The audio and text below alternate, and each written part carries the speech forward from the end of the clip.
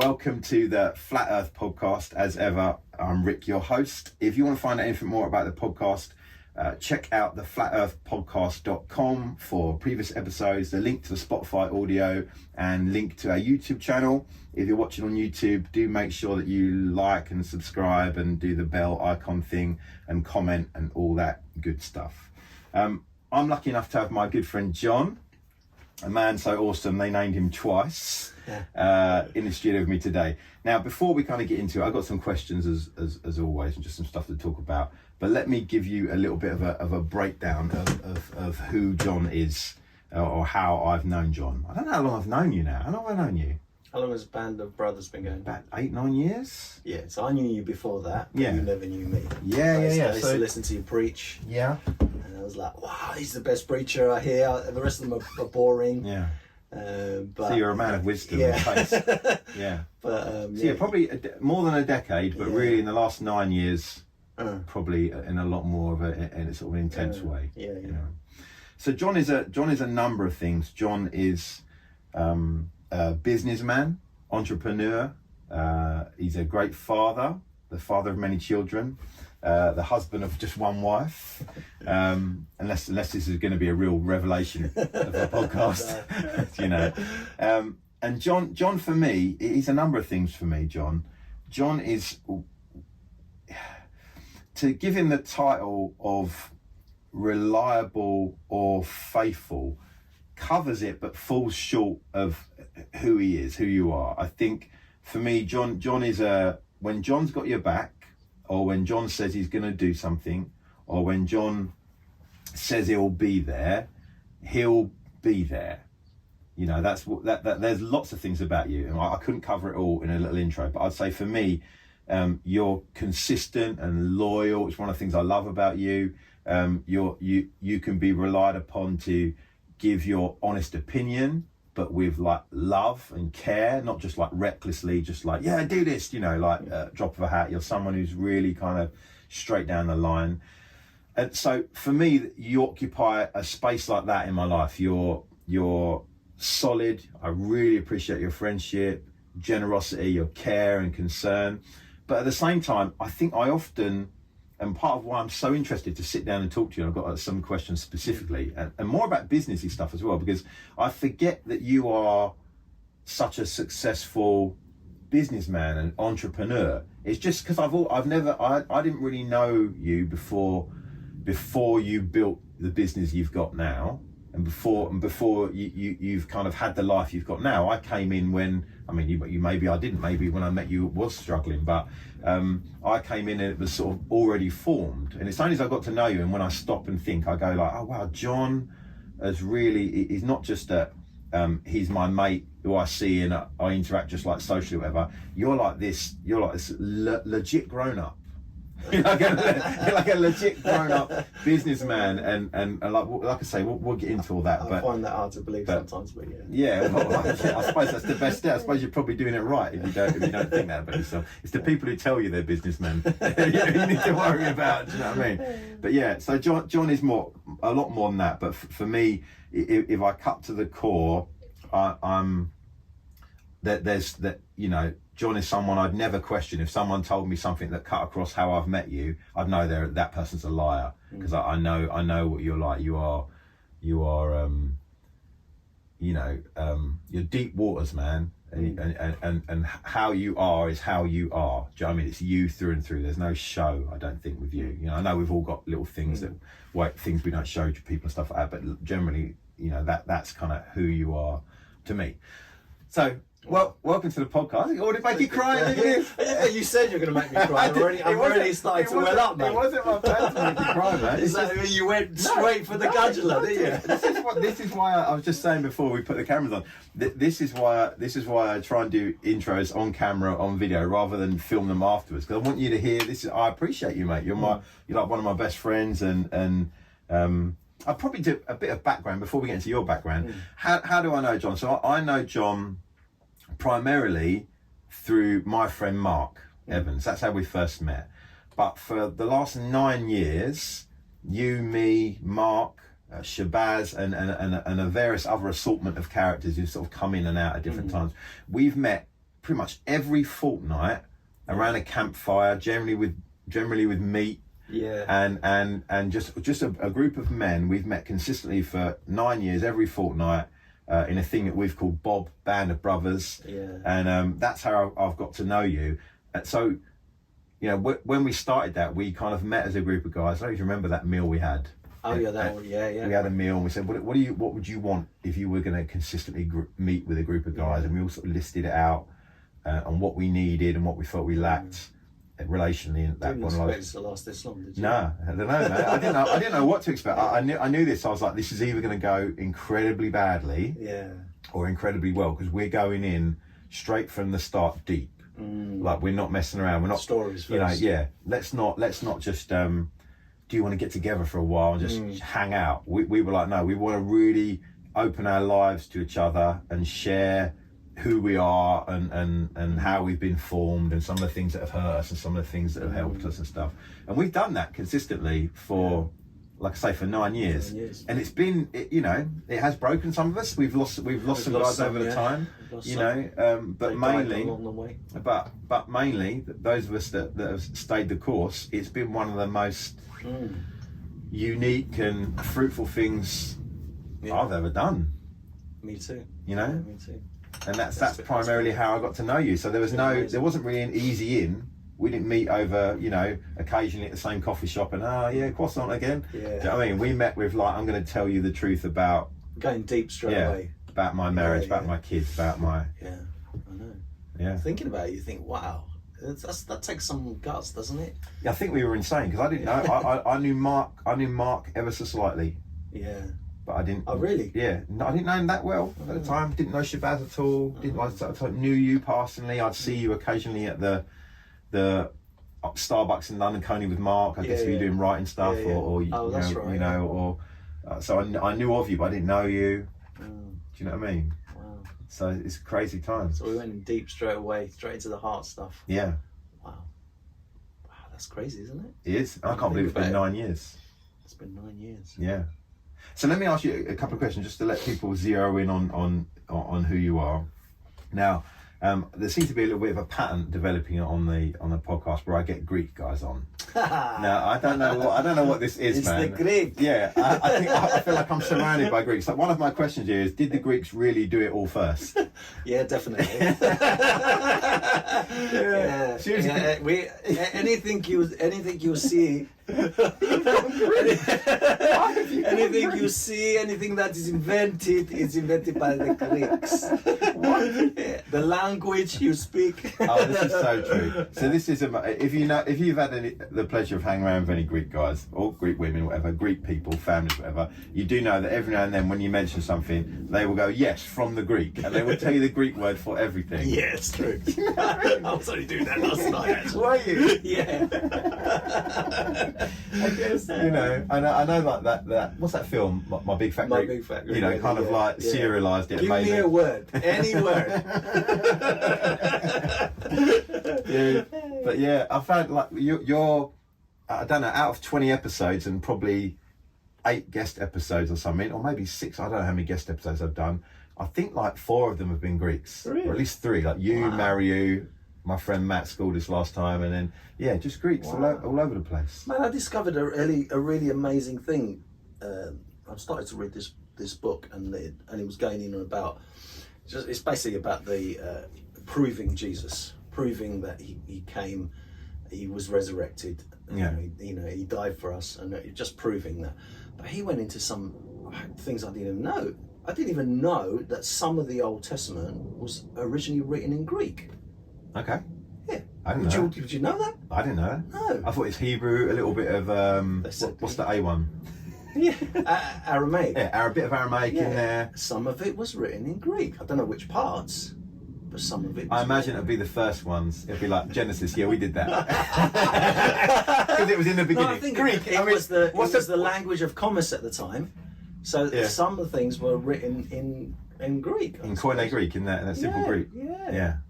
just really unusual. I know. I just thought, what? Really? I don't know, We even wrote the Old Testament? Yeah, I bet I'd say Genesis will be a book because it's so Greek, because it starts in the beginning. Yeah, and that'd be Greeks. Do you know what I mean? In the beginning. It's true. Yeah. So let me ask you a couple of like quick location questions, just for people listening. So, born and raised. Where were you born and raised? I was actually born under the sound of Bow Bells, mate. Okay, really? Yeah. I'm a Cockney. Even though you're Irma, I've got to know you over 9 years. We've gone deep. I forgot that fact. That's crazy. You're a Cockney. I'm a Cockney. Yeah. Bloody hell. Mate. I didn't know that. Yeah. That's funny. Apples and pears and all that lark. So whereabouts? So within the sort of Shoreditch? I was born in central London. Okay. In I think it's called Middlesex Hospital at the Yeah. No way. Yeah. So my parents came from Cyprus. My dad came from Cyprus when he was very young. I think he was about 20 years old, 19 years old, something like that. Yeah. And started to make he was a tailor, made a life for himself here. Yeah. Started business, went straight into business. And I came along he met my mother in Cyprus, but brought her over here, and then I was born when he was like 21, I think, or something like that. Yeah. Yeah. So I lived all my life mostly in North London. Yeah, mostly in Palmer's Green area. Yeah. Yeah. Went to Winchmore Hill School. Yeah. Yeah. Yeah. No way. Yeah. But I was born under the sound of Bow Bells. Oh, I totally forgot that about you. That's so awesome. So grew up there, did school. You didn't uni or college or anything like that when you? I didn't know. I mean, I just didn't. I didn't have the. I'm dyslexic, and in those days, it wasn't really something that people picked up on. Yeah.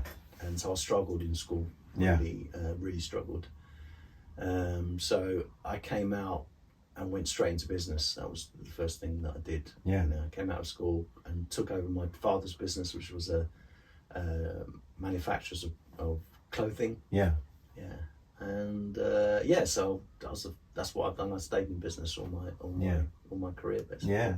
It's interesting. I mean, I know racial profiling's bad, but sometimes when it works out well, it's a good thing. Yeah. And I've found with a lot of Greek people, all the people I've met, there is a really, really strong entrepreneurial or business or work ethic that comes with Greek culture.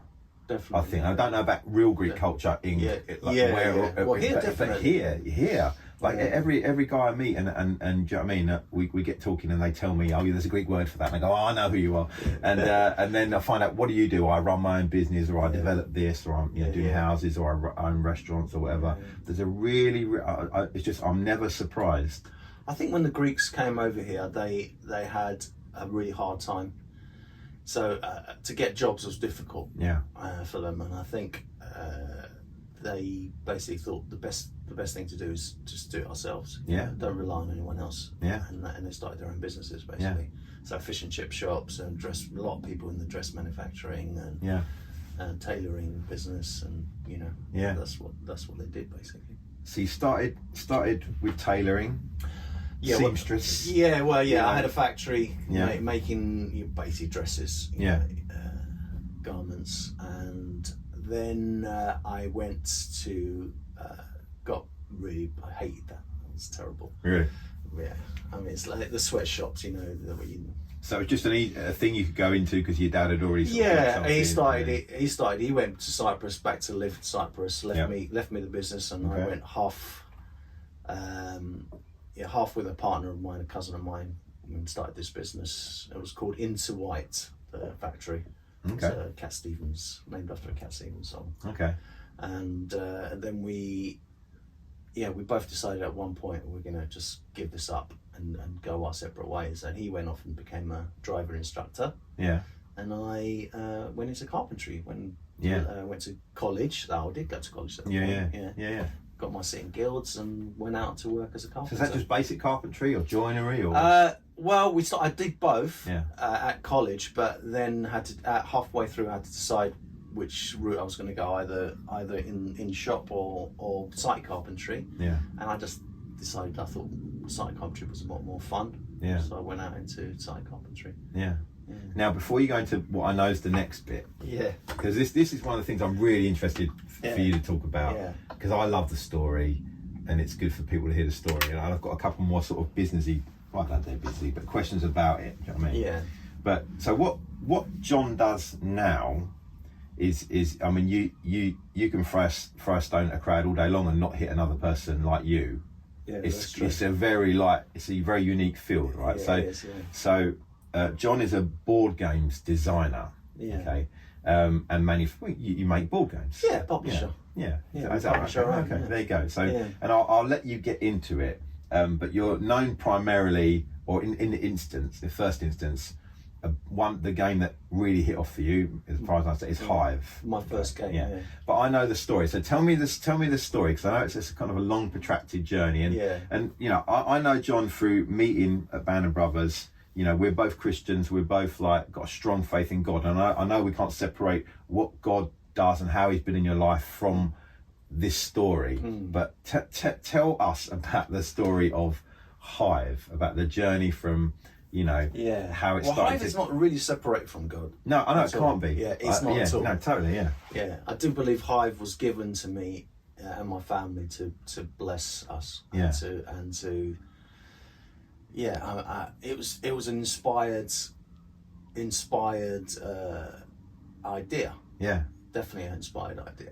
So tell us about that. So that first little kernel of. Well, that light happened. bulb. I mean, it happened 18 years before I actually did anything with Hive. Yeah. So I had this idea. 18 years. 18 years before I actually, decided to make a business out of it. So I had this idea, watching two old men playing chess in a park. Yeah. And it was a film. It was on TV. Yeah. I can't remember what film it was, and I've said this too. I've done so many interviews about this. Yeah. And I've said, anyone who can tell me who that film is, Yeah. I'll there's a prize. A black and white film, or just a colour film? It was a colour film, and I think it was a TV film. Oh, it's hard to find a TV film. Yeah, it probably was a Good TV. luck. It was, it's really hard. Yeah. And it was a bit like the Odd Couple. Okay. It was two old men, and they fought a lot, and because their son and daughter were going to get married, and they didn't like each other, but they were friends. That something happened, and they would fight. But they still used to meet up in the park to play chess together. Yeah. And one used to bring all the black pieces, and one all the white pieces, and half a board. They actually cut the board in half. I know this film. No. This sounds familiar. I'm Oh, finding come on! You got a prize, mate. I'm going to find this. Not before I see you tomorrow, but I'm going to find this for you. I know wow! this. I know this film. I would love to find out what that. When film you said was. they brought half of the board each, Yeah. I've seen that. I've seen that scene. Have you seen that scene? Yeah, I know that. Anyway, sorry. Wow, I would love to find out what that film is. Wow. So Yeah. they would connect the board together Yeah. and put all the pieces together and Yeah. play this game. Now, I don't remember any other part of that film. Yeah. Just that scene, because that really sparked something in my head. As I was watching, I thought something just went ding, and I just thought, wow, what if you didn't have to bring the board? What if you just had the pieces? Yeah. Could I design the game that didn't need a board, and just like chess, had the same kind of thinking around it, same patterns in the same kind of think ahead, and the same movements, similar movements, and could I do that? And I'd set about basically making a prototype. Yeah. I think that's turned off. That's okay. Making a prototype of this original Hive game, which looked nothing like the Hive game we have now. Yeah. It was square pieces, still thinking chessboard. Wow. Yeah. Yeah. And I had Japanese or Chinese writing. I actually went across to I was working at, this was as I had the factory. Yeah. So I went across to the local. I thought it was when you were 18 typing years. that the idea came. No, so 18 years before Wow. that, mate. It was 18 years before that. So I went to the local Chinese guy who knew me, I used to go in there for lunch. And I said to him, right, what is the symbol for dragon? And he would tell me, what is the symbol for rat? And he would tell me what it was. So I had all these symbols on these square pieces, and it was a bit like Chinese chess, not Chinese chess, is it? Yeah, Chinese chess. Yeah. You know, that sort of kind of thing, and without a board. Yeah. So that's how it was, square pieces, and they all kind of moved in a similar way to what Hive pieces do now. Yeah. And the key was to surround a king at the time. Yeah. You know? And that was Hive. Yeah. And I played it with some friends. It didn't really work very well. Yeah. And so I just kind of put it in a couple. I've still got that original. No, that's so cool. Yeah. It's actually in a little cassette tape. You know the old cassette tapes? Oh yeah. It's that small. Oh, it's tiny. Yeah, it's tiny. Oh my gosh. It'll worth some money one day. Keep that safe. Yeah. So and then it wasn't until 18 years later. You know, Mark, our friend. Yeah. Okay, so Mark was working on something, and he went, "Oh, you have to see this new Mac book." No, not MacBook. It was Mac. It was the iMac. Yeah, the Was it the colourful one? They're like, yeah. My gosh. And no, it was actually the one, the Pro, the Tower. All right. And it was colourful as well. Yeah. It was great, I think. No, mine was great, but his was colourful. Yeah. And he went, "Oh, you have to see it. You have to get one of these, John, if you want to do anything." Because I was designing speed bumps at the time. Would you believe I remember this as well. See. Yeah. So I designed this speed bump. But before that, he said to me, "If you're going to design this speed bump," because I had done it on paper and stuff and made little prototypes and stuff, and he said, "You need to buy one of these Macs." Yeah. So I thought, "Oh, well, okay, if he says so." I did that. So I bought this Mac, and I was designing the speed bump. But as I was designing the speed bump, I drew this hex shape. Yeah. You know, I was using Illustrator at the time, and I pulled it out, and it was a hex shape, and I looked at it, and it's like God went, "Bing." That will make it work now. Yeah. And I thought, wow. Yeah. And that game came flooding back into my mind. Yeah. So the speed bump idea didn't go anywhere because the funding was pulled, because I couldn't afford it myself, and it was a government-run funding that was doing it. So I started to design the game using hexagons. Yeah. And it just worked. I mean, with hexagons, because then you got, instead of 4, you got 6, and then instead of 4 directions of movement, you had 6 now. Yeah. So all of a sudden, this worked just amazingly. Yeah. So that's where going with the early stages of Hive. So pause this for a second. Yeah. So you've always been someone who's had an idea for stuff. Always, yeah. So and so was you talk about the design or the idea for a speed bump. Was that speed bump the first time you engaged with it, or had you tried before then? Have you had ideas and gone, "I'll patent that, I'll copy," you know? I've had ideas in the past for other things. But before, was the speed bump the first, and then Hive the one that really like you actually made into real? You know, before, even as a young boy, I used to design games. Yeah. Okay. So little games I used to play with my family. Yeah. But just as fun, you know. Just Did you play? Were you a big board game player then? I wanted to be. Yeah. But we only had kind of Monopoly and Cluedo in the house. Yeah. So it was like, I want to design something else. You know? I want to design something better than this. You know? So I remember designing a dungeon crawler. You know what a dungeon crawler is? No. So I don't. It's basically it's like you go from room to room and you find things, treasures. Okay. And it's like a little adventure, and you kind of go through. So, and you have little puzzles to figure out on the way and stuff. Yeah. So that's a dungeon crawler. Okay. And you get attacked by creatures, whatever. Stuff, Yeah. And, No way. Yeah. Orcs and whatever. Yeah. So I designed that, and I played it with my little sister. We used to play it, and it was fun, you know. So I used to do things like that before, but it wasn't the idea of making it into a business or anything. Yeah. It was just for fun. Yeah. Yeah. But then the Speedman came along, and that was more kind of, I could make actually a business out of this. And that, if I remember, that was a speed bump where you were like, you know, if you went anything above the correct speed, it was going to destroy your car almost. Yeah, exactly. Yeah. But so it wasn't just, you know, it was only a bump if you were speeding. Yeah. It was flat if you wasn't speeding. Yeah. Not like nowadays where you can just go over these speed bumps nowadays. There's stupid ones. Just everyone's got 4x4s. You just go yeah, at it full makes speed. no difference now. But yeah, this speed bump was, and it was. I mean, like the UKT, is it UKTI? UKTI. It was like a funded government thing for inventors and new things, and they put like 50 grand into this thing to develop it and to get it tested and all that. And all of a sudden, the government pulled that side of their funding, and the UKTI just went under. And they weren't allowed to trade anymore. And they went sorry to all the inventors and said, "Sorry guys, we can't carry on because we've Have you ever seen a speed hump anywhere that does adopted anything the same like that? approach that yours did? No.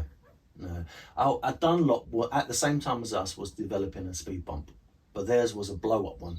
Okay. A rubber blow-up one. Oh. So when the car went over it kind of squashed it down. But if you went out over it too fast, it became hard. yeah. Okay. Good idea. Yeah. So that was, but then that never got off the ground either. Don't say any more about the speed bump because we can still make some money out of it. So my speed bump was different to that. Yeah, it was different to that. There's still a market. There's still a market.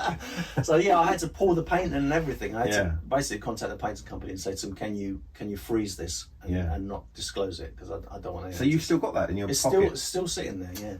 Gosh. Okay. So there you go. Sorry, sidebar. So you discover the hexagon shape on the old school, but then brand new Mac Illustrator. It was brilliant. And something light bulb goes off. So what's the next?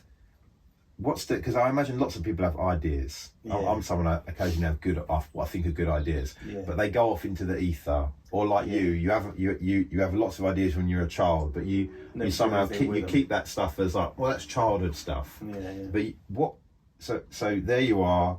You're now a carpenter, right? You got the idea somewhere in your brain of like it's hexagons, it's Hive could become a thing now. What happens next? Well, I was a carpenter at the time, so this was now 18 years later, and I was doing the carpentry, and I started. I mean, if you take down some of these buildings that we built, you'll find on the back of the plasterboards drawings of Hive. Yeah. So I started to design Hive on the back in my lunchtimes on pieces. Well, we're sitting on big stacks of plasterboard, and I'll be drawing and on the back of them, designing these pieces. And carpentry. I'd be making prototypes out of wooden sheets of ply and stuff that I would just test. So it was actually at the time I was working with my partner now, Peter, with this other business. Okay. No way. Okay. We were working in the same place, and he was designing something completely different. He was designing something called Odor Buster, which was a toilet thing that fitted and took away smells. He's a bit of an inventor as well. Yeah. So me, like these two mad people, in the middle of our work day, we'll be designing all these other things. Yeah. So that's what I did. So I designed prototypes, I made them, cut them out, and then I kind of scoured the internet at the time to find chess clubs or anything I could take it to be tested. And I found this place in Finchley called Finchley Games, and they just play board games. I mean, I've never seen anything like it. Yeah, it was a club that just played board games. What, in a cafe or their own they met in a community hall. Okay. That they rented. They just rented out for the day, and they would just go there and pull out all these board games. Play. Yeah, Best Play is still there. Really? Finchley, oh wow. Yeah, cool. Yeah. So I contacted them and I said, look, I've designed this board game. Would you guys be interested in taking a look? And they went, oh, we love it when someone comes up with a new design for a board game. Yeah. We love testing them. Come, bring it down whenever you can. So I went down there and I took it out and I actually wrote out all the rules for them and everything. And I was about to sit down and explain to them. And they went, oh no, don't tell us. We want to see how good your rules are. If we can play the game with what you've just given us. So so he said, go and get yourself a beer and find a game or something and play something, So they introduced me some game called Settlers of Catan. Have you ever played Catan? I've heard of that for some reason. It might be probably for you. That was probably my first game I ever played outside of Monopoly and Risk. So I went off and started playing this game, and they sat there and read the rules, and they started to play. These two guys. It was a 2-player game, Hive. And then halfway through, I could see them, and they came over to me and went, "John, we hate you." That's That was amazing. Not the response I was looking for, guys. and I went, "What?" And they went, "We've never ever tested a game that someone's brought in here that is so perfect. Wow, dude. We don't like it when we find a game that's so perfect that we can't find faults in." Yeah. And they went, "This is perfect. This is amazing, this game." And they said, "You need to produce this." They said, "We'll buy this prototype off you right now." Huh.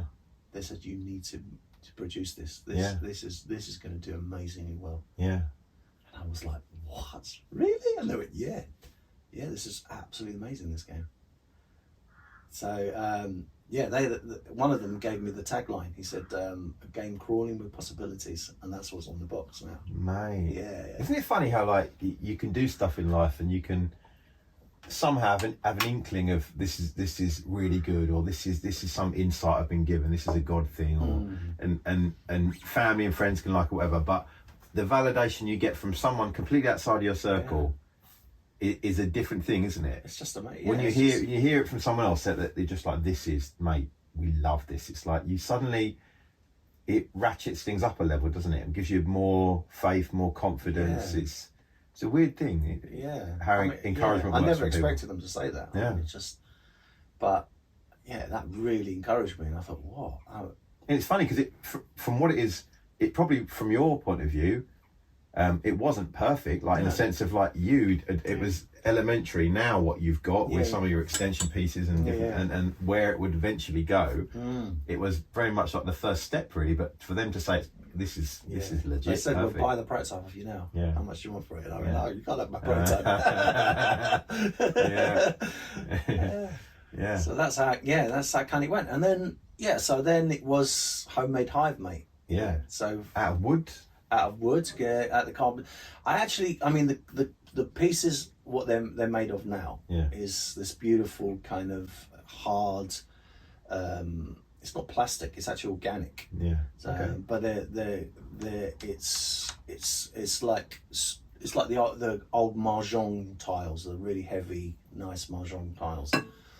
And I always wanted it to be in that. Yeah. Looking into how much it would cost to create molds and get this, and the minimum orders and all the rest of it was just impossible. I mean, I just could not go that far in trusting, what these guys said. Yeah. So so first thing was wood. So I found a local guy who had a joinery shop and said, "I want hexagonal pieces this big." I showed him what I wanted. Yeah. And he said, "Oh, we're gonna have to make out rods and then cut them off." And he said, "How many do you want?" I said, "Well, I want to make 1,000 games. So that is 22,000 pieces." And he went, "What? 22,000?" He said, "I can't sand them for you. Yeah. I'll cut them for you. Yeah. I'll make them and cut them. You have to do the rest." Yeah, I'm not surprised. Well, if you're a little shop and you'd rather build a cabinet, you don't want to be sanding 22,000 pieces of hexagonal wood. So I said, "Fine, let's do it." Yeah. So he started to make the bits and send them to me and giving them to me in dribs and drabs. Yeah. We as a family started to sand. You're like the Von Trapp family. No one sings, we just sand. People at church helped out. I mean, I've got pictures of us sitting in the garden with like little bits of sandpaper just sanding the edges. Honestly. And I ordered 22,000 stickers. Yeah. I sat there with tweezers one by one, putting these insects on the. Yeah. And 1,000 boxes and rules. I will. If we're recording this on video as well, but it might work, it might not. Who knows? Yeah. If it does, I'll cut to some footage of Hive so that people know what we're talking about. Stuff. That'd be cool. Maybe you can send me a photo of the. Yeah, I can send you some of the early stuff. Yeah. But yeah, so you're individually sanding it. It's a family. Anyone who comes near the Yiannis. Anyone who wanted a beer and some chicken would have to work for it. People are like, "Oh, John's invited us around." It's like, "No, I don't want to sand anything." People are avoiding you in the street. Exactly. Yeah. That's what happened. Yeah.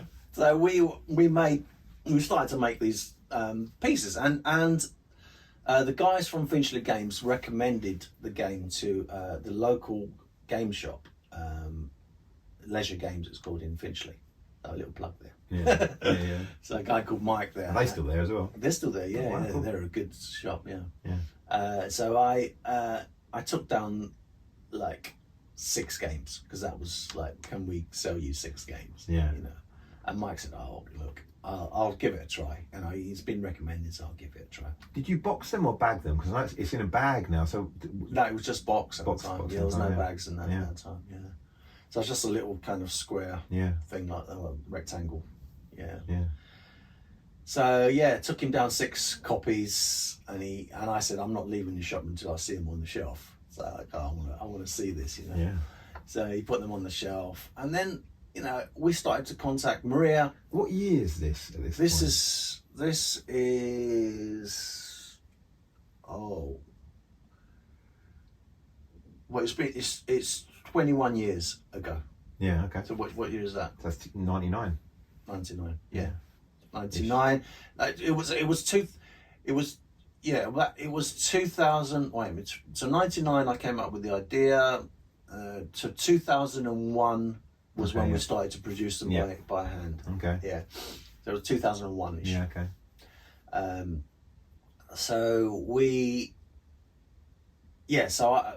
I was still carpentry, of course, because I mean you're not going to make a living out of selling 6 games. Yeah. But and at this point you're married to Maria. Maria. Already. Yeah. Kids are who's born at this point? They were not So all born we've at this got point. we've got Isaac at this point. Okay. Yeah. And we are in Edmonton, in our little house there, which I bought when I was before I met Maria. Yeah. So we moved. And Maria's not working at this point, or is she doing? Maria's work? working She's in a travel agents. Okay. Yeah, that's what she was doing. So you're kind of you got a life, like you're. We're doing our life. We're trying to survive. Yeah. I mean, it wasn't easy, but we're trying to survive. Yeah. Okay. I mean, but Maria's like, when she can, she's calling out to little shops, which she's finding, scouring them out on the internet and trying to sell these games for us. Yeah. So I'm at work and she's ringing me up and saying, I've sold another 6 games. And I'm like, look, this call is costing us more than with the profit. Stop ringing me. I remember those days, the early mobile phone days. Yeah. No one knows. No, it's costing me a lot. There was no free minutes. It cost you £5 a minute or something. Exactly, yeah. I said, this is that profit going. Stop ringing me. Tell me when I get home. But yeah, she was so excited every time she sold 6 games. And, yeah. So that's how it's kind of started. Yeah, and we then we took I went to a guy, Mike, and he said to me, are you going to Essen Games Fair this year? Essen Games Fair, I've never heard of Essen Games Fair, but it was in Germany. Yeah. The biggest public games fair in the world. Yeah. And I went, oh, no, I didn't even know anything about it. He says, oh, well, you should go. Take Hive with you and take as many copies as you can with you. Yeah. So that was like, okay. So we booked our stand. And at that time, you had to wallpaper your own stand. So we took some wallpaper and big posters and all the rest of it. Yeah. It's a bit more lush now, the fair. Yeah. But, so we took something like 400 games. Yes. We stuffed them all in the back. And that was your full existing stock. That's probably all we had. That's probably we just managed to complete before with the fair. Okay. So just put the sandpaper down and out the door exactly. off to Germany. Yeah. And I mean, we didn't have them shrink wrapped or anything. They were just in boxes. Yeah. That was how they were. Yeah. So we stuffed them all in the back of our Rover at the time. We had a Rover 200. Is it 200? Yeah, 200. And we just filled up all the back seats and filled up all that. And we just drove to Germany basically, and put everything out on this stand. And we had next to us another English company, and they went, "Oh, wow, you brought a lot of games with you." And I went, "Oh, really? Is that wrong?" Oh no. And they went, "Oh, mate, it's the first time you've been here." And I said, "Yeah, first time." And they went, "Oh, mate, you'll be lucky if you sell 20 games." Oh, so they were seeing it more as like a showcase. Well, they said, you know, it's like someone who's an unknown company with an unknown game is never going to sell more than 20 games. And they were right. I mean, that was based on their experience. Based on their experience, that was what that's seen. You know what I mean? And those 400 games that you took with you, how much are you invested at this point, money wise? How much it cost you to get to that point? They cost me £8 a game. Okay. Wow. Yeah, they were costing me a lot of money. Okay, so it's a chunk. Yeah, it was a lot of money. Yeah. So was that like when you went there? Was that like a not make or break? But was that not really. It wasn't make or break, but it was a kind of. I wanted it to be successful, so we can make a go of this. You know?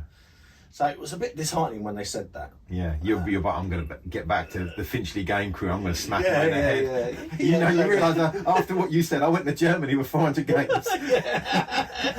I spent a lot of money to get in there, stand and And then we got there. And they said, "They don't even understand the rules. This makes the worst game we've ever seen." I mean, what happened is the first day, the show opens up, and what usually happens on the first day, all the enthusiasts come in with their lists and suitcases, rolling suitcases, and they run around every single stand and collect all the new products that they've heard about on the internet. So they've got their lists before they run out. Yeah. So they get in early bird tickets to get in. Okay. So all these people were running around and just avoiding us because I mean I was so naive. I didn't even advertise. I didn't show any. No one knew I was there. Huh. So I was like, oh man, and next door was doing a booming trade, and they had a new game, and they were doing this, and I was just standing there thinking, oh man, they're right, you know. I'm going to sell. I'll be lucky if I sell 20 games, in this 5-day show. I just thought, oh man, and then slowly but surely after this happened, people started to wander by and then sit down and say, oh, show me this game.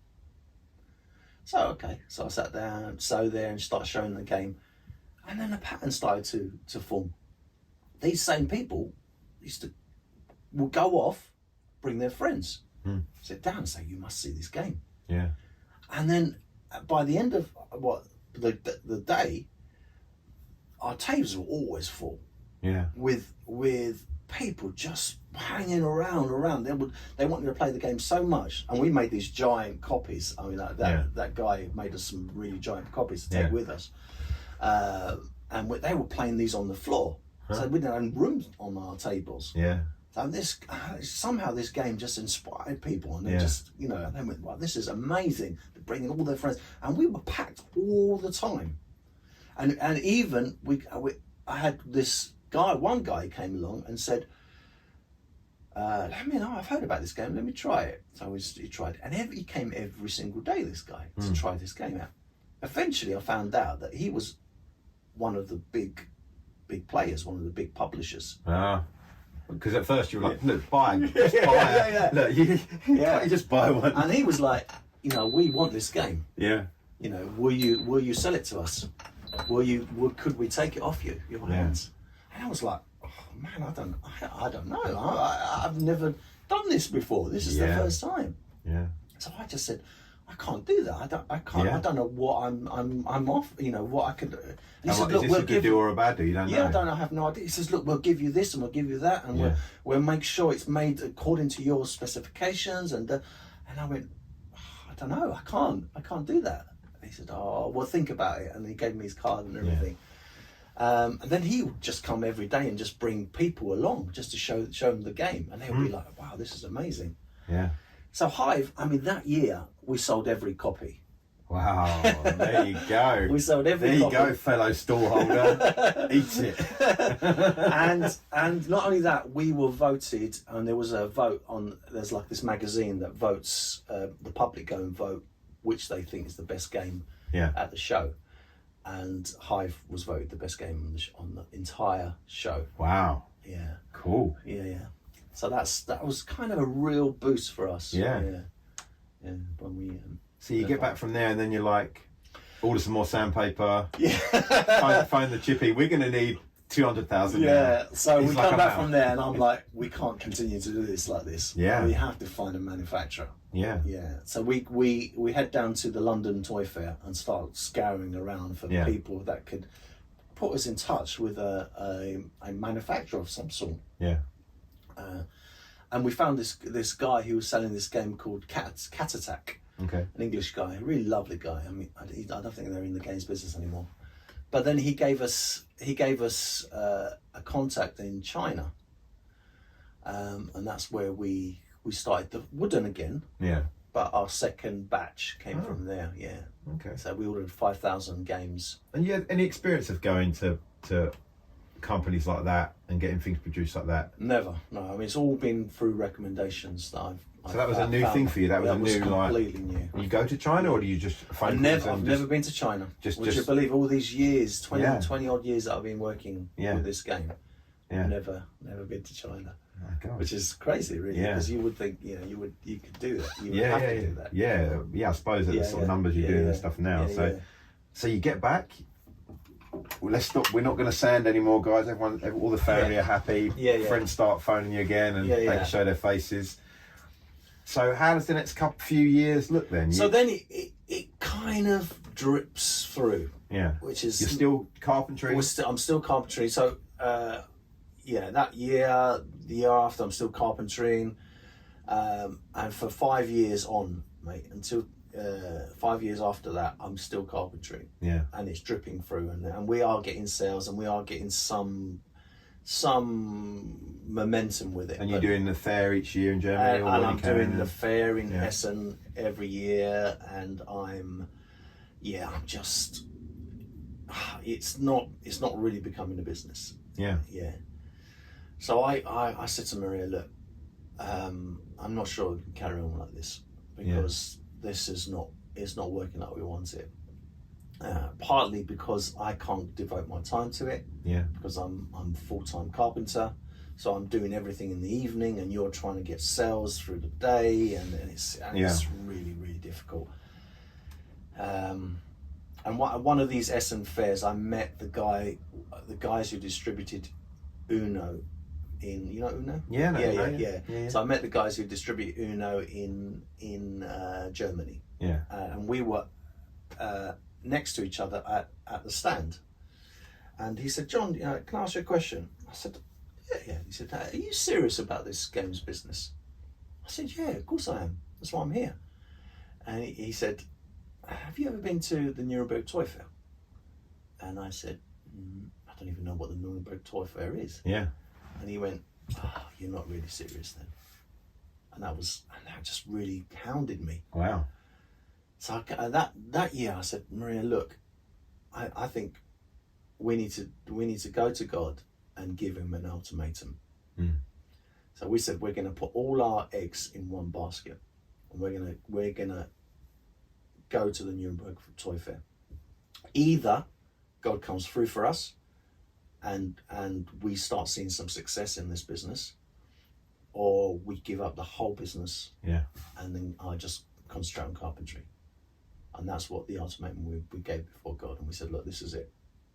So we basically, last kind of energy, we booked a stand in Nuremberg Toy Fair 2005. And we went there, and stupidly, without contacting anybody, without just turned up. I would never do that. Exactly, hey guys. I would never do that John now. I would if someone came to me and said, "What would you advise?" I would say, "Mate, contact this person, contact this company. Make sure you've got some meetings ready. Make sure you." We went there like I don't know, just like you say, waving at people and just saying, hoping that. Yeah. Oh, man. But God came through. Yeah. God came through. We found our first big distributors there. Okay. We got so much good interest from there. We had we even met someone who introduced us to our manufacturer that we have now. Okay. For these new pieces. Yeah. So yeah, we had a lot of good good companies there, and yeah, 2005 is when I went full time. Okay. Yeah. So I said to God, it's either that or that. Show me that it's So off the strength of like good conversations, distributor. And our first 5,000 order from a company. You went, I'm done with the day job. And well, the full-time job. And that was it. That was it. And I said, look, we said that to God, and he said, yeah, this is where I want you to go. Yeah. So let's trust him. Yeah. So I gave up the carpentry. Yeah. And I went to the guys in the carpentry who we were working with. Yeah. I said, guys, that's it, I'm done. I'm like, what? Yeah. I'm leaving. That's it, finished. Yeah. I'm going to finish this job off, and that's the last one. Yeah. What are you doing? I said, I'm going to go and design games. And they went, what, you idiot? Yeah. I bet, man, because it's like I said a while ago, it's like, it is such a unique job. I've never met another you. I've never met a games designer. You know, I know nowadays you. I've met a lot, and not all are successful. You would. Not but you know, I've met more people. I guess I've met more people who are either doing or interested in doing video games. Do you know what I mean? In the sense of that sort of game design. And, but physical board games, you're the only one. You're the only one I've met. It's a rare thing. So how long after going, right, God, you got our back, it's going well, how long until like that decision actually would be visible to everyone else in the sense of like, oh, now John is earning money and it's enough?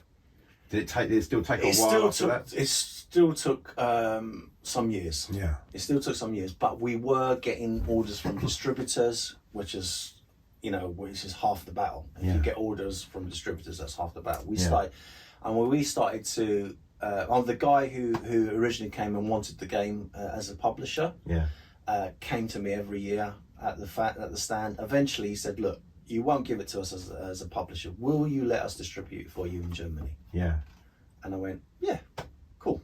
So they became our distributor and still are now. Wow, cool. So that really started to and we hardly touched the UK. The UK was nothing to us. We never did anything in the UK. But we started to spread around the rest of the world with our distributors. So the rest of Europe, Asia, America. America. We met our American distributor at the first Euro Toy Fair. No way. So they still are our distributors. So all that started at that point, it started to grow, and we could see the growth. It wasn't instant success, and we, all of a sudden we were, we had money in our bank. But it did start to grow and grow and grow and grow, and the reputation of the game started to grow. It started to win awards. It started to win the Mensa Award. People started to take notice of this game. Because what were you telling me a while ago? You were talking about because chess. You told me like in chess there's X amount of possible moves, and you were telling me within Hive. What's the stats like? It was. I don't know the exact stats. Someone worked it out, but there's actually more. There's more potential moves at any one point in Hive than there are in chess. It's because it's an infinite board. And because you have two types of decision in Hive, either do I bring a new piece in, which you don't have that in chess, the rules are there, or do I move a piece? In chess you only move a piece. So already you're doubling. You're doubling the decision making.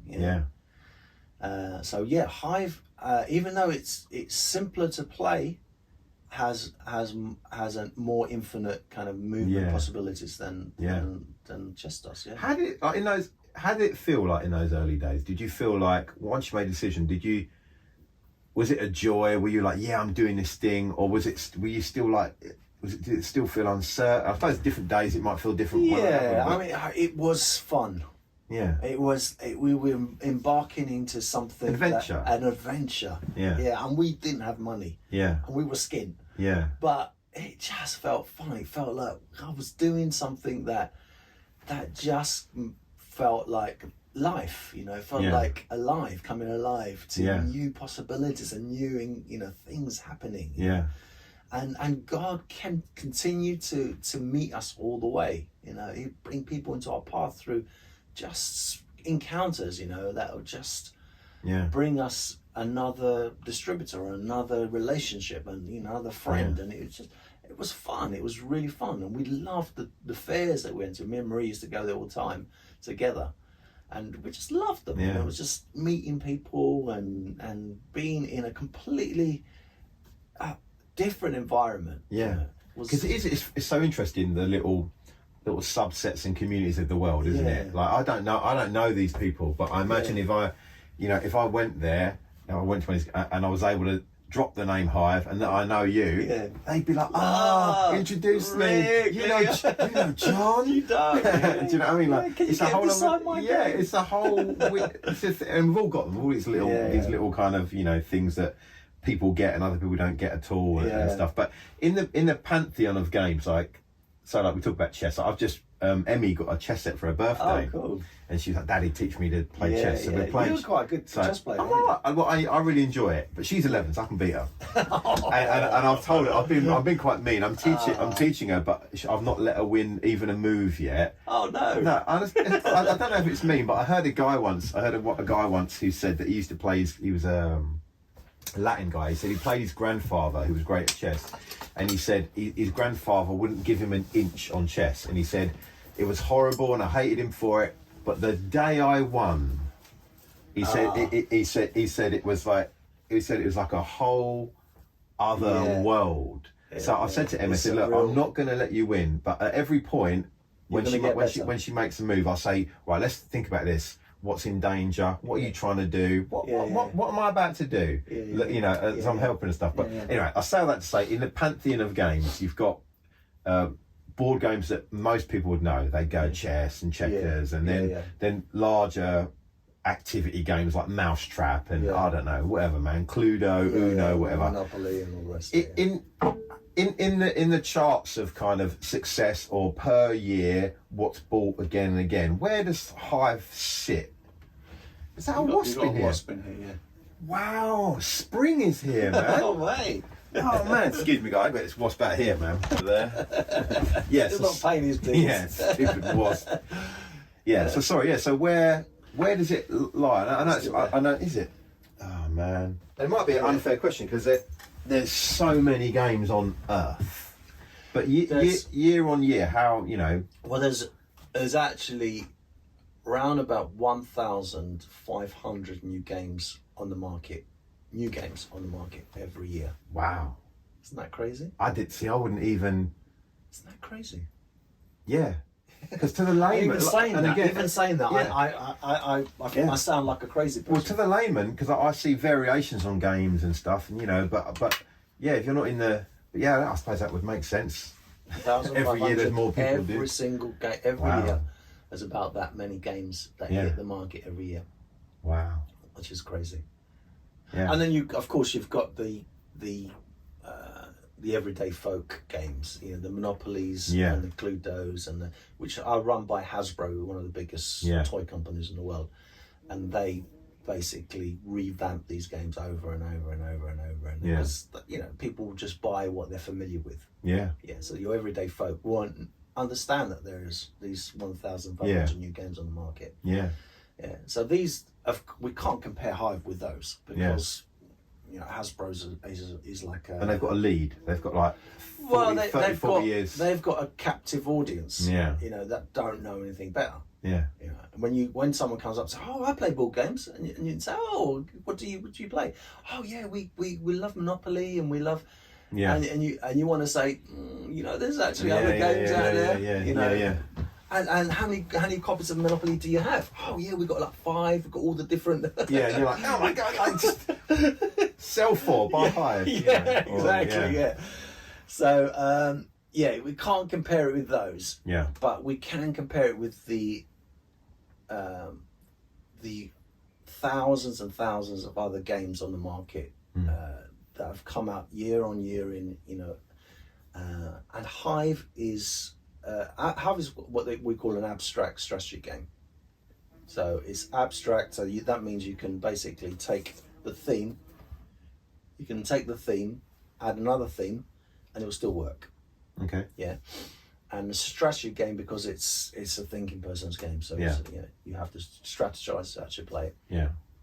Hive has been in the top 20 ever since its conception. Wow. Yeah. That's cool. Yeah. Yeah, so in its category, it's held strong. It's held strong. 'Cause how long now? How long has it been on the market? 20 years. 20 years. 2001 it kind of... Yeah. Yeah. Wow. 2000, That's big. Yeah. You know? That is massive. Yeah. And they call Hive, there's a word for it, it's called an evergreen. Okay. So that means it will never ever lose its leaves. Wow. So that's a cool title, right? Yeah. Very it will never cool. lose its leaves, and it will be here 100 years from now. That's what they say. That's what people say. No way. Yeah. Cool. And at some point, because it's not just like you haven't kept just banging the same now. At some point, exactly. Do you want to get? Yeah, let's try. Quick stop and get rid of this one. Evergreen. That's a great name. That's a compliment, right? Yeah. Classic. They say Hive is a classic and will be around, a lot longer than I am. Yeah. And so you've added to the stable. How many games have now currently you got? And you've got a company now, Gen 42, which I want to ask you about the name. Okay. Yeah, go on. But anyway. So Hive was my first. Then I brought out a game called Junkyard Races. Yeah. Yeah, which is a kind of a Mario Kart the board game. Okay. Wow, that's a cool. That's a cool pitch, man. You've done that before. Yeah. You've done that well, that's what people say about it. So and it does have that feel about it. Yeah. You're driving around throwing out bombs and little weird things, and you're trying to win this race through just dastardly acts. Yeah. And then after that, Army of Frogs, which was it's a multiplayer game, like Abstract again. Okay. And it's just frogs, and you're trying to kind of build a group of frogs to win. After that was Logan Stones, which is a rock paper scissors based on rock paper scissors. And you kind of flip the pieces, and they've got different sizes to them. Yeah. And they work. And so whenever you put a scissors next to a paper, it flips the paper, and you're trying to make 4 in a row to win. Yeah. After that, what else have we brought out? Tatsu. Yeah, Tatsu. Yeah. Oh yeah. The dragon one. Yeah, Tatsu, which is our really, I love Tatsu. Yeah. It's a backgammon kind of variant. Yeah.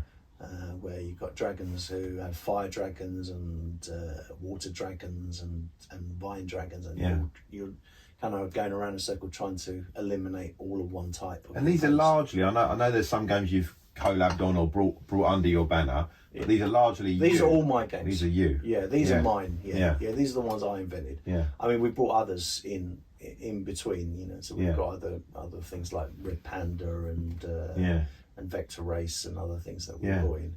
But they are my games. Yeah.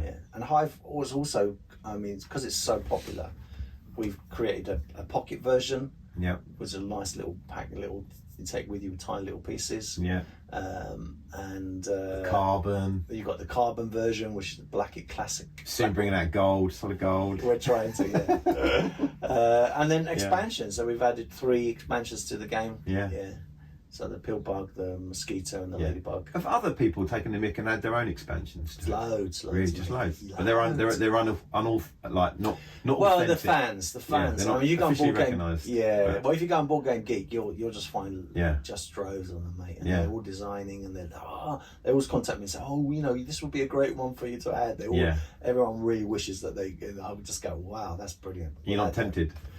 Not really. I've come to the stage where I've kind of, after the pill bug, I felt this is right. This is really works well and really complete. And and you can tell by the tournaments that are played every year that it works really nice with all the expansions. And so as you look at the map of your business, is Hive still the lion's share? Hive is the one that always outshines everything else. Without Hive, we wouldn't have a business. Okay. The others sell, but not to that extent. But I guess it's nice to have a library, right? It's nice to have a range. I mean, that was the idea, to be more than just one game. I mean, at one point there were people saying, he's a one game designer. Yeah. But I'm no longer that. Yeah, but it's an evergreen, bitch. It might be one game. It might be just one And game. it's my first, but it's freaking awesome. It's my first. Yeah. So tell me Gen 42. So it's Yeah. called Gen 42. If people want to follow you on Instagram, it's actually Gen 42, isn't it? That's right. Gen Gen 42. 42. Yeah. You know, so Yeah. I remember something about this. This is it's a thing from the Gospels. It's something in there, isn't it? Yeah, I remember it's from Matthew. Our mutual friend Andrew talks about this a bit. So what? So why he, Gen yeah, 42? his is called G42, isn't Yeah. it? The company, Yeah. their thing. So Gen 42 is basically it means generation 42. Yeah. So if you read the beginning of Matthew, you will see that it starts a genealogy of the line of from Abraham, Yeah. all the way down to Jesus. And it says, and thus there were 42 generations, 14 generations from doesn't it? And if you look at if you actually read and count them, which I've done, I've sat there and counted them. Yeah. There's actually 41 generations there. Yeah. There's no 42. Yeah. Yeah. So the idea is that the 42nd generation is those that are birthed by Jesus himself. Yeah. You know, because it says, and this was the son of and he birthed and it goes on, doesn't it? So and Jesse, David, and so forth. Yeah. And Jesus. So it's inserting those who follow Jesus into with that 42nd. So we, as the followers of Jesus, are Yeah. the 42nd generation. Yeah. There is the monogene. There's no more after that. Yeah. We are one generation forever. Yeah. Yeah, and that is where the company name comes from. And where did you have other names? Was it important for you to honour God and go like, It was name important. this? That was the first name that it was never called anything else. I mean, I've had in the past, where people have said, oh, you need to call it Hive for your company, and you need to, and I said, this is non-negotiable, mate. This the name for Gen 42 is the name. It's never going to change. Has anyone else ever asked you about it in a whatever context? I do get people, not as many as I would like. Yeah, because you'd be able to tell them. Yeah. But not as many as I like. But yeah, I do get people asking. It's interesting what you name things. And it depends on who they are, how I approach it. Yeah. So I say, oh, do you know that the meaning of life, the universe, and everything? Yeah. And they went, oh yeah, that's 42. Yeah. And I say, well, I know the meaning of life. Oh, the dude, universe, that's and 42 as well. No way. I want a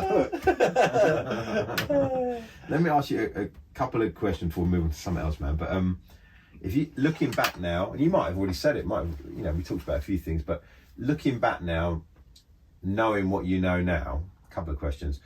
Firstly, what was the biggest mistake you made in business? Right.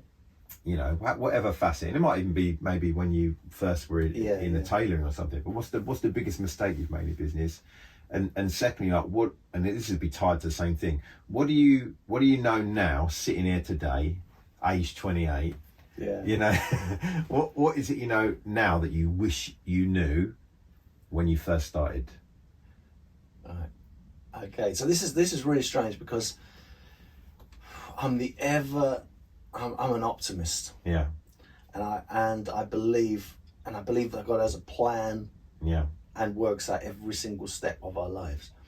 So my mum died when I was 4 years old, and then people will say, "Oh man, that's harsh," but I wouldn't be the same person I am now if my mum was alive. So when you say what is the biggest mistake, I mean, I've made mistakes, but then, just going to a fair and not actually contacting anyone. Yeah. It's the most stupid thing you could ever do. Yeah. Which I did, and that's a massive mistake. Yeah. But everything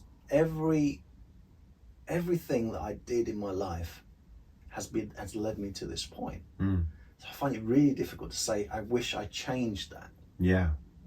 I understand that's a mistake. Yeah. I understand going to a fair and not contacting anyone, spending all that money like an idiot. Yeah. And actually not having any meetings in place. It's a massive mistake. It's just, you might as well just throw your money down the bin. Yeah. Burn it. But I can't say that I would change it. Yeah. Because I believe that every single step, God has guided every single step. Yeah. and he's kind of took me on a journey through the mistakes to come to this point. I wouldn't be sitting here if it wasn't for that. Yeah. So yeah, I'm not sure if I would change anything. Yeah, I hear what you say. Because when you've got a life where you believe in God and you live in faith that God's got your back, and that the moment you met Him, you already knew everything you've done and everything you're going to do. Yeah. That it is a kind of safety net's the wrong word, but you're aware, even though you're going to make mistakes, even though you're going to mess up, like it's never going to be that bad anymore. No, because you're not on your own. Exactly. Do you know what I mean? Exactly. Like, so I'm a little bit like that. I'm a little bit like, you know, I'm aware of my shortcomings and things I do wrong and stuff. And where I'm not aware, Zoe will tell me. Do you know what I mean? Someone will tell you. You're never short of people in life to tell you what you've done wrong. But like you say, I've learned not to be too hard on myself or punish myself too much, because I understand that the same God who helps me in success helps me in failure. Yeah. So like, don't worry. I mean, learn. Yeah. don't continually find yourself thrown in a well. Yeah. But like, I hear what you're saying. Yeah. I mean, I could give you one instance. When I was in the carpentry business, I had a friend of mine said, "There's this house up for sale in Camden. Yeah. 4-story house. No ceilings, no walls, I mean, they had walls, but no ceilings and no floors. It was just a wreck. Yeah. And they wanted pittance for it. Yeah. And he said, why don't we buy that and fix it up? And, you know, we'll have an amazing property. Yeah. In Camden. Yeah. And this was years and years ago. Yeah. You know, if I bought that, that's millions of pounds. Yeah, dude. It's worth. But if I bought that, I wouldn't be talking about Hive now. Yeah.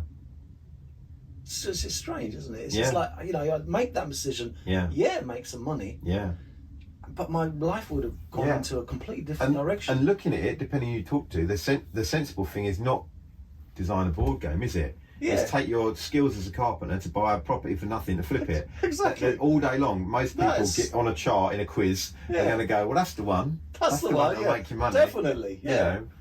But no. Yeah. That's not what God wanted, and I'm really glad of it. Yeah. But what have you learned along the way where you were like, I wish I knew this earlier? Advertise. I imagine you do marketing now. You got people that do marketing. Marketing are different, Marketing, I would say, I think I could have got here quicker. Yeah. If I did the right things at the right time. Yeah. You know, if I'd got the right contacts and pursued that. You know. Yeah, I think that. But I find it really difficult to find something I can say, oh man, that would have really changed everything. Yeah. Because you can never know, really. You can never know. Do you know what I mean? There are times like whenever I've been to your house, do you know what I mean? We have it in like the fire pit and cook some meat and stuff. And sometimes just look back. John's got a really lovely studio at the end of his, you know, like workshop studio in his garden, and lovely house extended up and out, and I look up and it's a lovely place, and then I chuckle to myself, and don't take this wrong, I chuckle myself, board games built this. And it's the most strange thing. Like if you were to kind of like lay a load of your board games at the foot of the house and just go, that bought this. It's so ridiculous. It's mad, and I know, like, you can do that with anything. Like you can take any kind of labour and just go, how do we get these things? The first Nuremberg, mate. Yeah. I was opposite a guy who'd been in the board game business for a few years. Yeah. The first thing he said to me, "Oh, you're new here?" I said, "Yeah, I just invented this game." And he said to me, "Are you a crazy person?" And what do you say? Yeah. He said, "Get out as quick as you can." Wow, he was bitter, right? Yeah, he'd been through years and years of heartache. Just flogging it and not getting there. I mean, it's brilliant games. Yeah. Brilliant games. I mean, he's one of the most respected game designers. Yeah. But he never got to the tipping point where his games became so successful. Yeah. That, you know, it was a massive thing for him. Yeah. And he was bitter. Yeah. And he said to me, "Get out of it, man. What did you do before?" I said, "I was a carpenter." And he went, "Man, get back into that. Why are you doing this? You've got a slog in front of you. You're going to make this a success." These little voices, right? Yeah. That come out, that come across you to stop you doing what you should be doing. Yeah. They come along in life, and you can, like, if you were If I'd listened to that. Yeah, 5 minutes either way, you're in a different mood, stuff has happened, and you can, you know, Maria's, you know, something's gone wrong, you've had an argument or something on the way, and it's like, it wouldn't take much, would it? It takes these, sometimes these little things will turn you one way or the other. Yeah. You know? Definitely. Let me ask you about one more question about work stuff. Tell me about the 4-day week, and I know it's not always a 4-day week for you. And John did this amazing thing. How long? It was a couple of years ago now. 2017, the beginning. Okay, so 2017. Yeah. So John, entrepreneur, working probably, I don't know what, I don't think, could you work out your hours? Because when you're on and off, you're like, you're just constantly always working, having to do calls. You've got manufacturers in China, they're not working on a 9 to 5 England time. Yeah. You've got all sorts of stuff going on. So you're working hammer and tong, things are going well, but you know, like anyone who's worked for themselves, it's a slog. There's no simple way about it. It's a grind. And in the midst of it, you decide to, you tell the story, but. Well, at that time, the beginning of 2017, I just was overwhelmed with the amount of work that I personally had to do. So everything was on my shoulders. I was the publisher, I was the distributor, I was the designer, I did all the books. You know, even before Maria took over doing the books, I was doing all the fairs, I was doing all the contacts, I was constantly answering emails. It was just overwhelming with the amount of work that one man in a growing business had to take on. And I could at this point start hiring people, but you know, where do you start with that? Hiring people? I'm just crazy. So I thought my only option is to go to God and ask him, what should I do, Lord? So I basically prayed and said, Father, you know what's happening to me. I'm stressed out with it. I'm thinking about this all the time. I can't sleep. I'm just stressed out. I'm working every hour that you send, and even Saturdays I'm having to go into work, you know, and you know, sneaking some working on Sunday just to keep up with this stuff. What do I do? And I felt God say to me, you need to spend more time with me. You need to spend more time with me. That was his answer. So I said, right, okay, I'm going to cut my week down to a 4-day week. Yeah. I'm going to spend Fridays with you, Lord. That's what I did. Yeah. So from that, the next day, that week, I basically didn't work Fridays, and I started what I've continued until this day. Yeah. 4-day week. Friday is my day with God. Yeah. Whatever that means. Yeah. And back to work on Monday again. Yeah. Yeah. And God met me. I didn't become less busy. Yeah. If anything, I became busier. You know, business has grown again. Yeah. But I was able to handle the business in such a peaceful way. The stress level stopped. My attitude to the whole business stopped because I knew God's involved, and I was just able, and God just made time. It just took my 4-day week and made that time into like 2 weeks. Yeah. You know, I was able to do stuff that I couldn't do in a 6-day week in 4 days, and still have time to come and have podcasts with people. Yeah. It's just it's amazing. And you told me, I don't know if it was within the first year, but you said that when you'd done that, it was your best year. Yeah, it was my best year. Your best year. Yeah. I had since you took 24 hours off. Yeah. You know, since I took that day out to be with God. God met me, and the business grew, the best year I've ever had. Yeah. Awesome. And it's grown ever since. Yeah. Look at that. And so, and I know some of the things you do, and I want to talk to you about one of the things that sort of come out of it. But for people listening, like, I spent a day with God. What does that look like? What were your first kind of first Friday? You're like, okay, what am I going to do? What was your plan? I mean, first Friday, I still stayed in my studio at the end of the garden, but instead of turning my computer on, I've got a couch in there. So I took a couch, lay on the couch, and fell asleep. Yeah. I prayed. Yeah. I read. You know, worshipped. Yeah. Yeah, and that's what kind of did for a little while. Yeah. You know, just hearing God, and you know, I got a notebook out and started, you know, all the things that God was saying to me. I started to write them down, and just inspired by God's word again, and all this stuff. Yeah, just the normal Christian stuff. What a Christian would do, getting up in the morning on a normal day. Yeah. Some Christians will get up and they'll have a devotional in the morning and for an hour or something, won't they? Yeah. And pray and read and whatever. And I just did that for the day. So it really was being present to God and away from the labour, right? The work. Exactly. So just in a way, whatever it looks that, like. Yeah, it was like the day of rest. God said, you know, in His word, He says, make every effort to enter into my rest. So Yeah. that's for that. And so that was it. It was that day I said, right, I'm going to enter into your rest. And when I said I slept, I did actually sleep. Yeah. There was times where I just fall asleep. Yeah. And just rest, which I was happy with, and God was happy with. Yeah. Yeah. Cool. I remember sort of saying that, and it being it's really warm. Oh, sorry, let me turn the heat off, man. But I remember you saying that and going, this is awesome, and at the same time going, I'm interested. I want to see how this turns out. Do you know what I mean? But it's turned out well, and in the midst of it, and I don't know if it's exclusive to Fridays, but in the midst of it, you began. And this really interested me because you began to write. You began to go, that's one of the things I felt God say to me, to write as well. Yeah. Yeah. And then, and you've just finished the first manuscript of a book. And how long have you been writing that? What was that? Was that 1 year, 7 months? Yeah, so just short of a year and a half, and now just over, and here we are. We've written a book. Wow. And that came out of that. It came out of that time.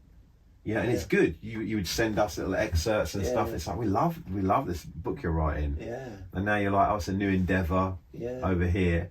It's amazing. It is like amazing. in the midst of, for a dyslexic. Yeah, for a dyslexic, games designer, you just kind of like over here, and it's good, and it's interesting that for me, right? So someone could go. Someone who doesn't understand or has a weird judgment and say, well, you're bargaining. So you're taking your 5 days and you're giving God a day so He blesses you over here and gives you stuff or whatever. But that's cynical. That's not what we're doing. But it's proved it's not what it's doing, because like you spent time, I'm just going to devote my time to God. Yeah. And over time, this thing has come out of you, a book. Yeah.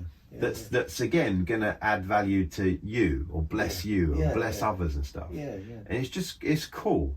Do you know what I mean? It is amazing, isn't it? That really, rather than just like a view where someone could go, well, God's demanding His pound of flesh or whatever, which is a cynical view. Yeah. You go, no, actually, what God wanted you to do was want you to draw aside away from your work, from the business. That's meant pressure's gone off you. Yeah. It's meant you've been able to deal with what was on your plate anyway. God's increased your plate. And in the midst of it, then you've got another whole creative outlet. You've always been creative, but you've got this whole other thing that's been. Now I've got time to do. Now I've got time to do, enjoying doing it, and now it's like you've got margin for it. Yeah. It's awesome. I know. I mean, if you think about it and take God out of the whole equation, I mean, there's people that teach rest. Yeah. If you rest and you get up and you work. You know, you take a day out to rest, and you work on a Monday. Your brain is so much more able to handle what you're gonna do. Oh yeah, it's a tough thing. There was I can never remember this, but there was years and years ago. You know, in sort of Lenin, Stalinist kind of communist, socialist sort of countries. You know, there was a certain government that came in, and they did away with weekends, and they forced people to work. It was either mandatory 6 days or it might have been the full 7 days. But within just a few months, the psychological problems, the sheer exhaustion. You know, we're meant to have rest. We're meant to have rest where we take time out of, and not rest to stop our actual work and do other kinds of work. But actual rest. Do you know what I mean? And I think like. That is so healthy, and we don't see rest as something productive. No. Do you know what I mean? It's just slums, Netflix and chill, which is, in my opinion, still productive. But like it is interesting. Like you inserted rest into work. Yeah. That's the thing. You didn't work and then have some rest. Yeah. You didn't go, I'm going to be more intentional at the weekend, hang out with the family and go for a nice meal. You went, no, I'm going to take Fridays off. I'm going to take Fridays off. Which is, if you build up a week of work, Fridays are often a crunch day. Yeah. You get stuff out, and you've done away with that. It's Thursday now. He does work 24 hours on a Thursday. That's the one thing John's not saying. But. So that day has been, the attempt to hijack that day is constant. I bet. It's constant. Yeah. I mean, not just, from my wife, definitely. Yeah. But she's coming to the idea now that Fridays, Yeah. and she'll be like, oh, can you go and I'll be, darling, it's Friday. Yeah. And she'll be, oh, can you just get that? Darling, it's Friday. Yeah. I have to keep a reminder of that it's Friday. Yeah. Because to her, she doesn't truly understand what that really means. It's just John doing nothing. Yeah. But who was it that said, I'm working because I'm thinking, leave me alone? It was Mark the other day. We were talking, or someone was talking about Chappelle, talking about the comedian Chappelle. Oh yeah. And he said that he tells a story of once he was in the park reading a newspaper. Yeah.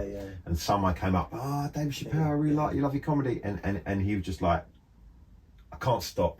I'm working. Yeah. Because he was like, his thing was like, I need to suck in what's going on in culture and all that. I need to think and it's a big thing. It is a big thing. Space, and lots of people don't know how to do it. Lots of people don't like. I think I've overachieved at relaxing. Is what I You're think. good at it. Yeah, I'm good at it. Yeah, but, you can write a book about dude, it. I'm so relaxed, man. I'm horizontal, but there is it. Like, I meet certain people and they don't know how to relax. Even in like resting time, they're worried about how people are seeing them or what they should be doing and all that. And there is a real. You have to fight for rest. You have to go, here's my boundary. Make every effort. No, and that's why Paul says make every effort. Yeah, and I think like part of like, it's not the main reason necessarily, but we got this explosion of mental illness and depression. I think it's because boundaries have leaked over, and with social media, you there's never a moment you don't have to be stimulated or don't have something going on. Or I talked to my friend the other day who's really with this Ukraine thing that's going on at the moment. Yeah. It's overwhelming, and I'm like, stop. Just, you don't have to watch the news. You don't like rest. Like take it like your eyes on that problem aren't helping solve it or make it worse, but they are making you worse. So, and that sounds, and I know not everyone can do it, man. But take your eyes off it for a day, for a week. Like, it's nothing bad. Well, bad stuff is happening, but we can't do nothing by our concentration on it. I know it's maybe an easy position to take, but. Yeah, I think rest is super important, man. Yeah. And for God, obviously, I was doing much better at it because God's not told me to do that. But obviously, for you, it was like John, like, you need to do this. Yeah, it's awesome. Yeah, because I asked him. Yeah. He didn't kind of come in and say, John, this is what you need to be doing. Yeah. I just went, God, I need a solution to this problem. Yeah. And he said, I've got a great solution for you. Yeah. So cool. What did Maria say when you first told her? Actually, Maria probably knows you enough to know. Yeah, Maria is amazing. Yeah. Maria, I can come up to Maria and say, I really believe we should spend £31,000 on a comic. Yeah. And she's like, if you think so, we'll do it. Yeah. I went to Maria once when we were skint, and we just had £6,000 in our savings. That was it. 6,000 or 7,200 or something like that, I think it was. And I said, I really feel God has put on my heart to tithe this whole money. Yeah. Everything we've got in our bank account. Yeah. And she went, all right, if you think that, then let's do it. Okay. I love her. Yeah. It's amazing. Yeah. I mean, what wife would say, our life savings? Not my wife. My life savings, just give it away. Yeah. And she went, if that's what you feel God's saying, let's do it. Yeah. Yeah, I love that about her. Yeah. So she just went, okay, if that's what you feel God's saying, do it. Yeah. Although she's, like I said, she's tried to hijack it nearly every Friday since. Shocking across the board. She's like, probably said, oh, that's brilliant, I've got him home. I was going to say, Maria should understand, like, that's a day when you won't bother her. Like, you're at the end of the garden, she can do anything. Exactly. This is how it works, man. You should, like, just take over the house for that day. Change the locks. Like John's down there. You want a rest? I'll give you a rest. Mate, I'm trying to work out if I've got anything else I want to talk to you about. Well, I mean, we there's so much we haven't talked about. The journey of how you met God and stuff, but you haven't probably got time for that. But I mean, one of the things I'm impressed. I don't know if that's the right word. One of the things I know about you is generosity, and the way, particularly you and Evans, who I've when I first was around Band of Brothers, around you guys, I was like, oh, these are a different group of people, because you and Mark, you both you probably had fallow seasons and feasting and famine, but I've seen you in both maintain generosity and a looseness with money. It's not the most important thing and stuff, and I guess that's something you had to learn. I don't know if you grew up with that. I imagine you didn't really grow up with a... Not really, no. No. I mean, my dad had to struggle, with business and all the rest. It wasn't easy. We didn't have much, but I did learn. Well, I learned through lack to give.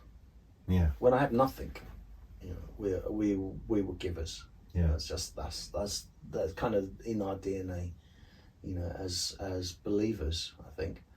And we had a prophetic word once, many years ago. A guy called Hugh Laybourne. I'm not sure if I think he died actually. But he basically spoke this word over us and said, God is going to make you, both me and Maria, they're going to make you a resource. And we were skint. We had nothing. And we were struggling. We just had no money at all. And I believe that God has been true to that word. So God has been able to supply not just our needs, but being able to give us enough, an overflow, so we can be a resource to other people. And I won't tell you, but we're constantly giving out. Yeah.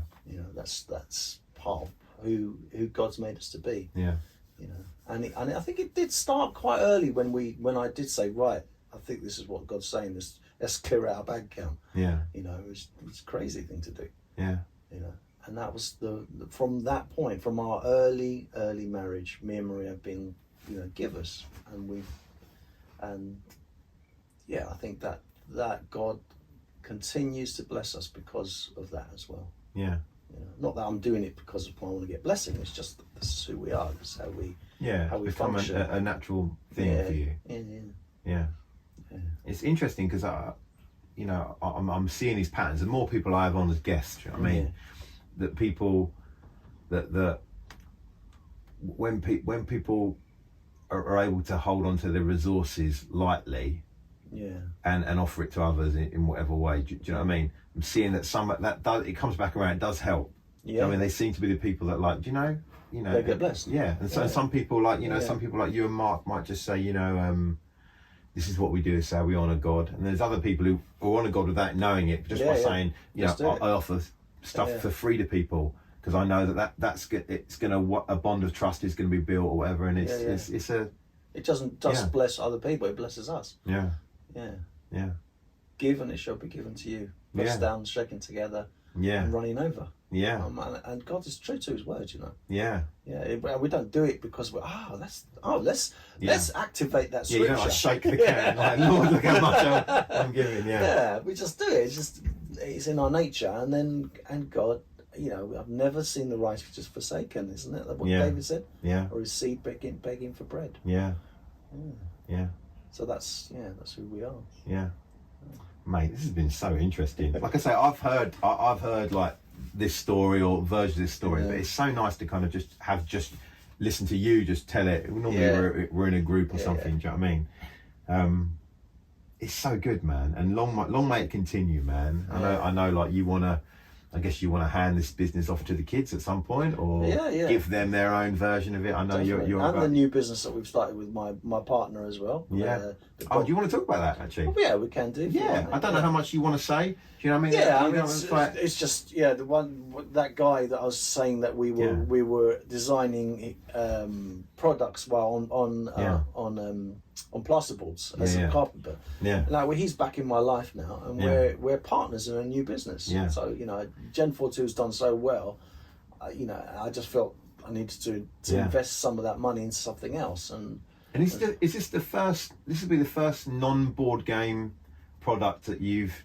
Yeah, since Hive, So you had the speed bump and other things years ago, before, but then board games have taken over. So and done 20 years well. I've been in board games, and all of a sudden I'm now in something else completely new. So I've just signed a deal with this friend of mine, and we're partners in this dog collar business. So we've just created this. He's created the amazing product. And it's a dog collar that protects your dog from attacks from other dogs. It's something like 56,000 dogs. I mean, it's just crazy stuff. 56,000 dogs are killed every year just in the UK.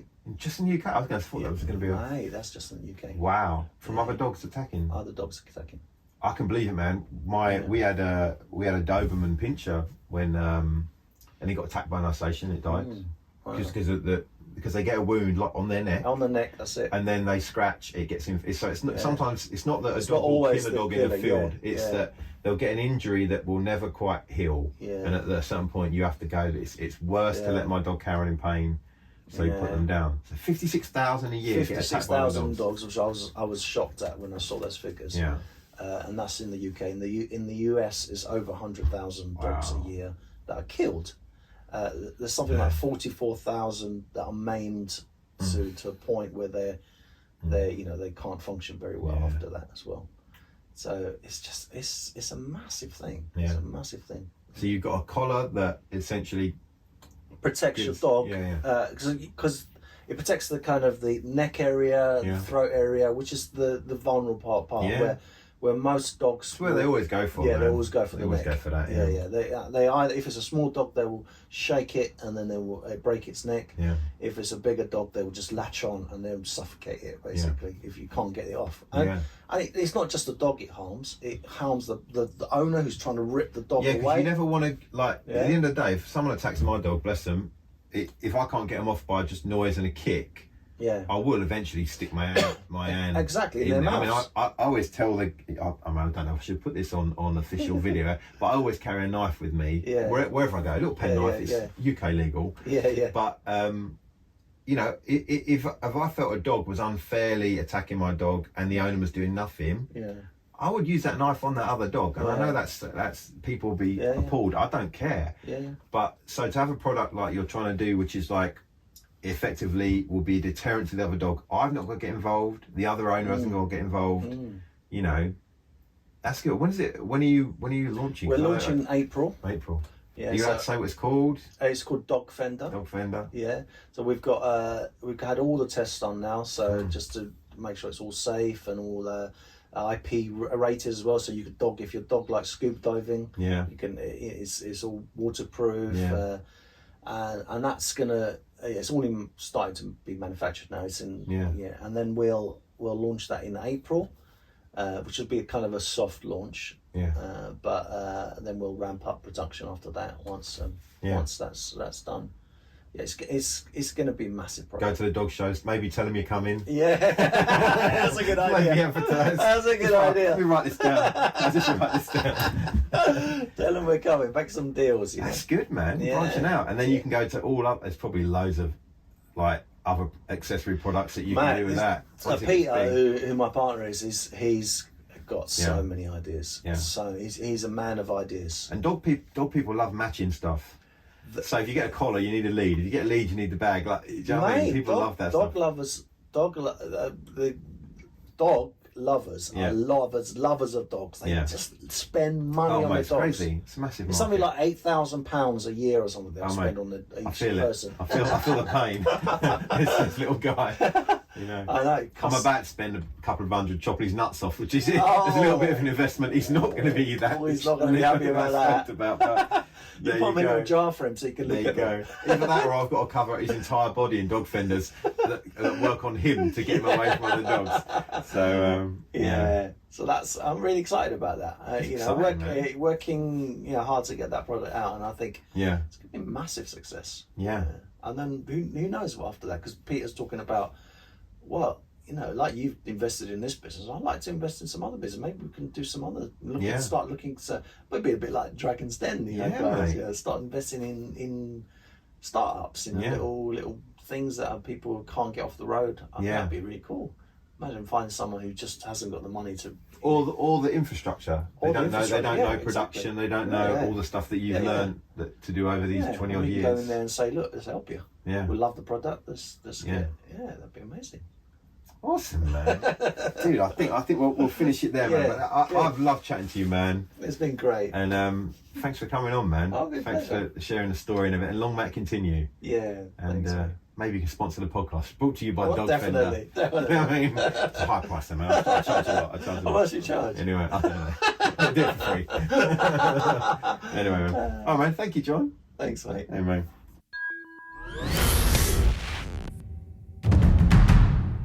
Getting more awkward. Like I realise if I have people that I don't know that well, if I do like these really flowery, like flattering intros to all my friends, and then it's going to be like, anyway, here's a guy that I've never met before. here's First time. Yeah, here's Bill. It's kind of awkward, but.